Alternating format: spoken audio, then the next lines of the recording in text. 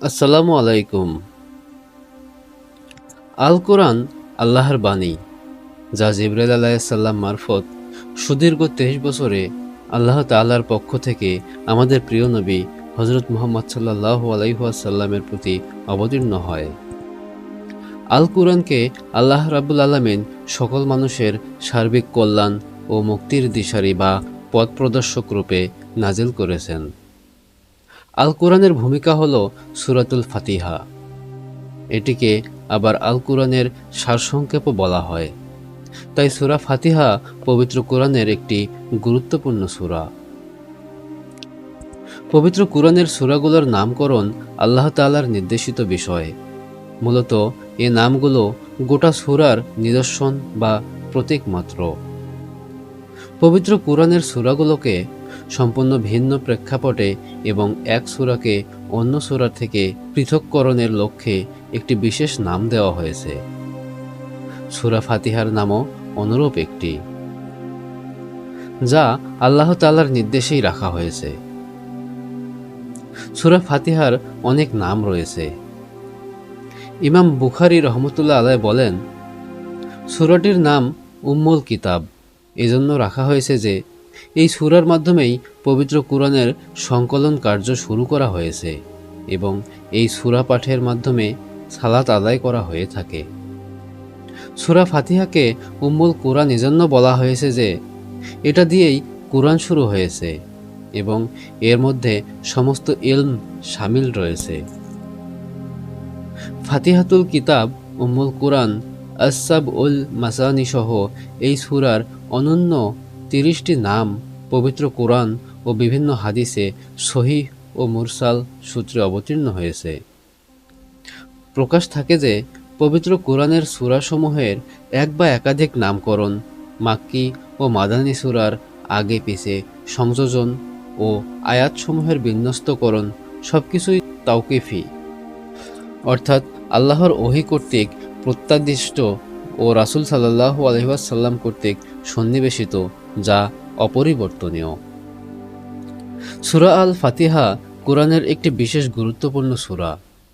প্রথমত, এ সূরা দ্বারাই পবিত্র কুরআন মাজিদ আরম্ভ হয়েছে এবং এ সূরা দ্বারাই সর্বশ্রেষ্ঠ ইবাদত সালাত আরম্ভ হয়। অবতরণের দিক দিয়ে পূর্ণাঙ্গ সূরারূপে এটিই প্রথম নাজিল হয়। সূরা আলাক, মুজ্জামিল ও সূরা মুদাসসিরের কটি আয়াত অবশ্য সূরা ফাতিহার পূর্বে অবতীর্ণ হয়েছে, কিন্তু পূর্ণাঙ্গ সূরারূপে এ সূরার অবতরণই সর্বপ্রথম। কুরআনের অবশিষ্ট সূরাগুলো প্রকারান্তরে সূরা ফাতিহারই বিস্তারিত ব্যাখ্যা, কারণ সমগ্র কুরআন প্রধানত ঈমান ও নেক আমলের আলোচনাতেই কেন্দ্রীভূত। আর এ দুটি মূলনীতিই এ সূরায় সংক্ষিপ্তাকারে বর্ণনা করা হয়েছে। তাই এ সূরাকে সহিহ হাদিসে উম্মুল কুরআন, উম্মুল কিতাব, কুরআনে আজিম বলেও অভিহিত করা হয়েছে। এই সূরা কুরআনের সর্বাধিক মর্যাদামণ্ডিত সূরা। তাওরাত, জবুর, ইনজিল, কুরআন কোনো কিতাবে এই সূরার তুলনীয় কোনো সূরা নেই। এই সূরা এবং সূরা বাকারার শেষ ৩টি আয়াত হল আল্লাহর পক্ষ হতে প্রেরিত বিশেষ নূর, যা ইতিপূর্বে কোনো নবীকে দেওয়া হয়নি। যে ব্যক্তি সালাতের মধ্যে সূরা ফাতিহা পাঠ করল না, তার সালাত অপূর্ণাঙ্গ। রাসূলুল্লাহ সাল্লাল্লাহু আলাইহি ওয়াসাল্লাম এই কথাটি ৩ বার বলেন।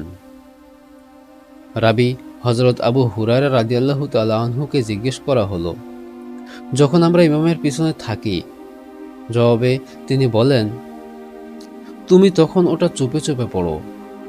ইবনু কাসির রহমতুল্লাহ আলাইহি বলেন, এই সূরার নাম সালাত বলা হয়েছে এ কারণে যে সালাতের জন্য এটি পাঠ করা শর্ত। আবু সাঈদ খুদরি রাদিয়াল্লাহু তাআলা আনহু বলেন, একদা এক সফরে আমাদের এক সাথী জনৈক গোত্রপতিকে শুধুমাত্র সূরা ফাতিহা পড়ে ফুঁক দিয়ে সাপের বিষ ঝাড়েন এবং তিনি সুস্থ হন। এজন্য এ সূরাকে রাসূল সাল্লাল্লাহু আলাইহি ওয়াসাল্লাম রুকাইয়াহ বলেছেন। ইমাম আবু আবদুল্লাহ মুহাম্মদ বিন আহমদ আল কুরতুবী বলেন, সূরা ফাতিহাতে যে সকল সিফাত রয়েছে তা অন্য কোথাও নেই। এমনকি একেই আল কুরআনুল আজিম বা মহান কুরআন বলা হয়েছে। এই সূরার 25টি কালেমা কুরআনের যাবতীয় ইলমকে শামিল করে। এই সূরার বিশেষ মর্যাদা এই যে আল্লাহ এটিকে নিজের ও নিজের বান্দার মধ্যে ভাগ করে নিয়েছেন। একে বাদ দিয়ে আল্লাহর নৈকট্য লাভ করা সম্ভব নয়। এজন্যই একে উম্মুল কুরআন বা কুরআনের সারবস্তু বলা হয়েছে। পবিত্র কুরআন মূলত 3টি বিষয়ে বিভক্ত: তাওহীদ, আহকাম ও নসিহত। সূরা ইখলাসে তাওহীদ পূর্ণাঙ্গভাবে থাকার কারণে তা কুরআনের 1/3 মর্যাদা পেয়েছে, কিন্তু সূরা ফাতিহাতে 3টি বিষয় একত্রে থাকার কারণে তা উম্মুল কুরআন হওয়ার মহত্তম মর্যাদা লাভে ধন্য হয়েছে। সূরা ফাতিহার ফজিলত অপরিসীম। এর ফজিলত সম্পর্কে অনেক হাদিস বর্ণিত হয়েছে। উবাই ইবনু কাব রাদিয়াল্লাহু তাআলা আনহু বলেন, রাসূলুল্লাহ সাল্লাল্লাহু আলাইহি ওয়াসাল্লাম বলেছেন, আল্লাহ উম্মুল কুরআনের মতো তাওরাত ও ইনজিলে কিছু নাজিল করেননি। এটিকেই বলা হয় আস-সাবুল মাসানি, বারবার পঠিত 7টি আয়াত, যাকে আমার ও আমার বান্দার মধ্যে বন্টন করা হয়েছে। আর আমার বান্দার জন্য তাই রয়েছে সে যা চাইবে। সাইদ ইবনু মুয়াল্লা রাদিয়াল্লাহু তাআলা আনহু হতে বর্ণিত, তিনি মসজিদে সালাত আদায় করছিলেন। তখন রাসূলুল্লাহ সাল্লাল্লাহু আলাইহি ওয়াসাল্লাম তাকে ডাক দিলেন, কিন্তু তিনি তার ডাকে সাড়া দিলেন না। অতঃপর সালাত শেষে এসে বললাম, হে আল্লাহর রাসূল সাল্লাল্লাহু আলাইহি ওয়াসাল্লাম, আমি সালাত আদায় করছিলাম।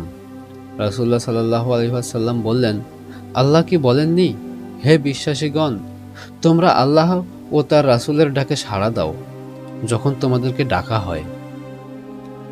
অতঃপর আমাকে বললেন, মসজিদ থেকে তোমার বের হওয়ার পূর্বেই আমি তোমাকে অবশ্যই কুরআনের সবচেয়ে মহান সূরাটি শিক্ষা দেব। অতঃপর তিনি আমার হাত ধরলেন।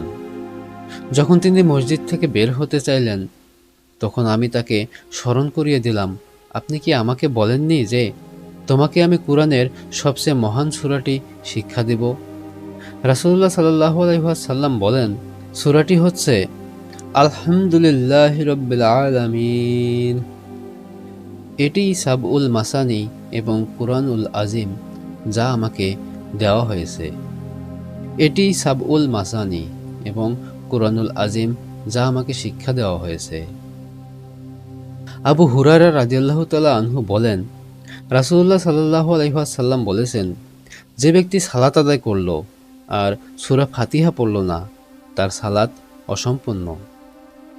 কথাটি তিনি 3বার বলেছেন। সালাত সম্পূর্ণ নয়।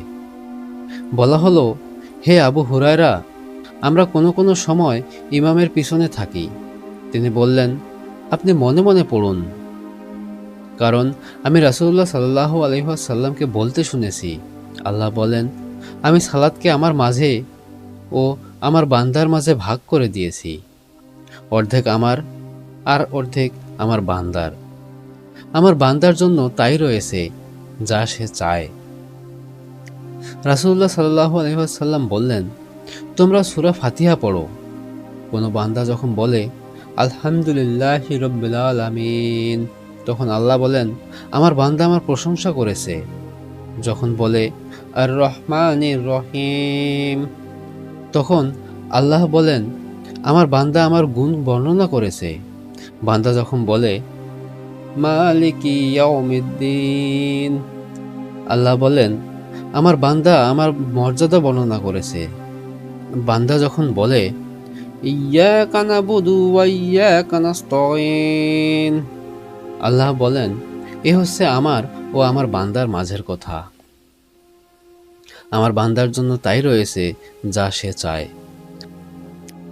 বান্দা যখন বলে ইহদিনাস সিরাতাল মুস্তাকিম, আল্লাহ বলেন, এ হচ্ছে আমার ও আমার বান্দার মাঝের কথা। বান্দা যখন বলে اهدنا الصراط المستقيم صراط الذين أنعمت عليهم غير المغضوب عليهم ولا الضالين।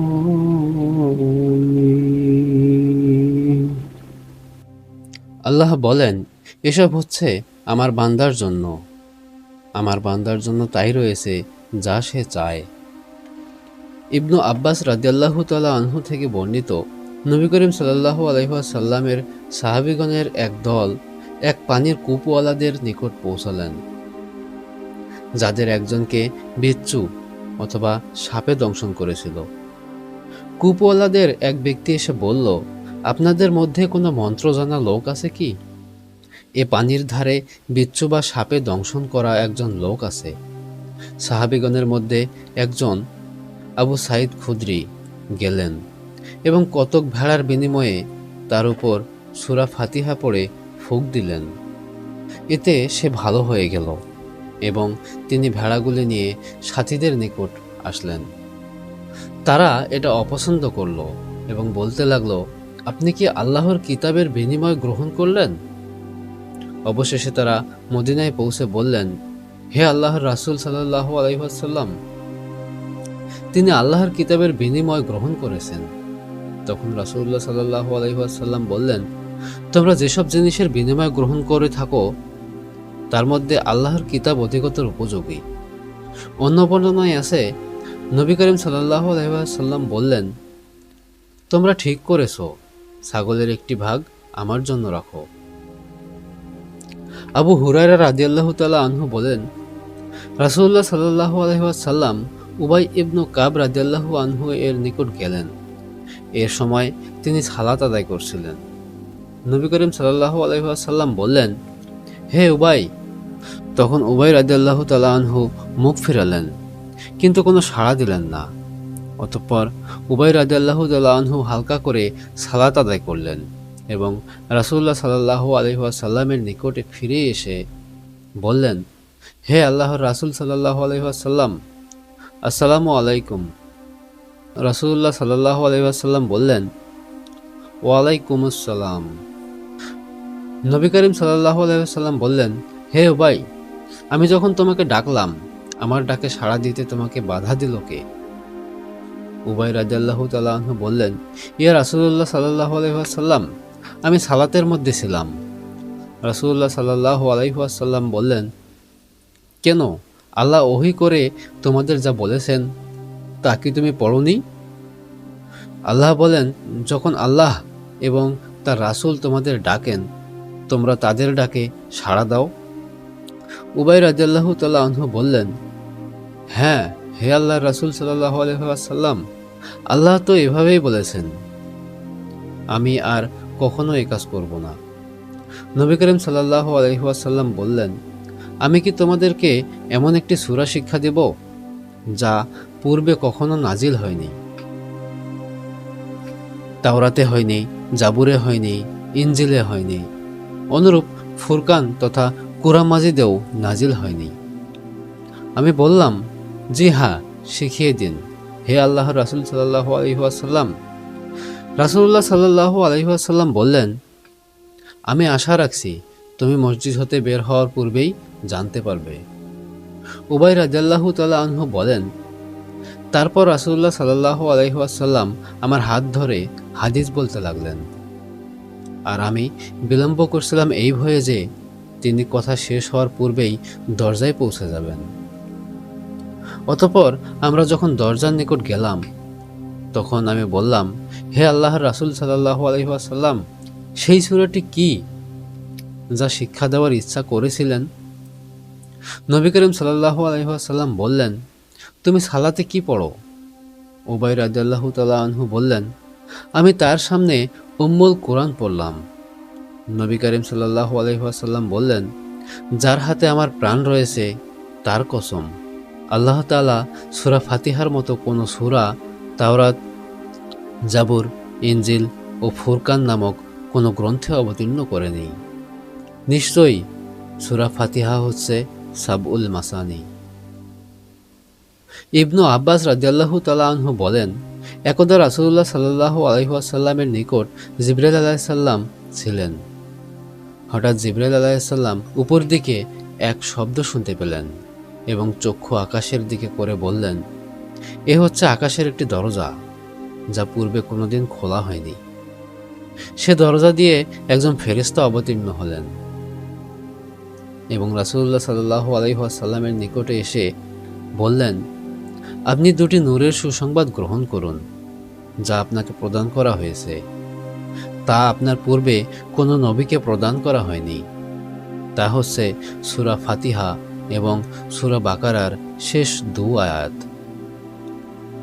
কেউ যদি সে দুটি হতে কোনো অক্ষর পড়ে, তার প্রতিদান আল্লাহ তাআলা দেবেন। সূরা ফাতিহার সর্বাধিক পরিচিত নাম সূরাতুল ফাতিহা। তারপরও সূরা ফাতিহার স্থান, মর্যাদা, বিষয়বস্তু, ভাবভাষা, প্রতিপাদ্য বিষয় ইত্যাদির প্রতি লক্ষ্য রেখে এর বিভিন্ন নাম দেওয়া হয়েছে এবং প্রত্যেক নামের সাথেই সূরাটির সামঞ্জস্য বিদ্যমান। এই সূরাটির ফজিলত ও গুরুত্ব অপরিসীম। আল্লাহ যেন আমাদের সকলকেই সূরা ফাতিহার প্রতি আমল করে সে অনুযায়ী জীবন পরিচালনা করার তৌফিক দান করেন। আমিন।